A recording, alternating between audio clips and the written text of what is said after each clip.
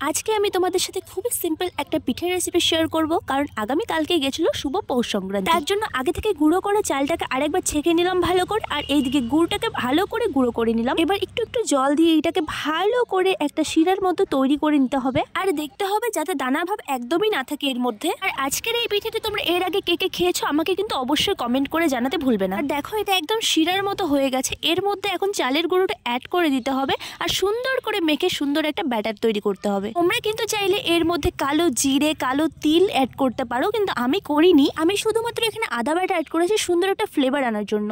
তারপর এখানে শুকনো আটা দিয়ে ভালো করে গুলে নিয়েছি আমি আর দিদা মিলে। তারপর উনুন লাগিয়ে কড়াই বসিয়ে তার মধ্যে তেল দিয়ে দিয়েছি। এবার একটু একটু ব্যাটারটা নিয়ে তেলের মধ্যে ছাড়তে হবে।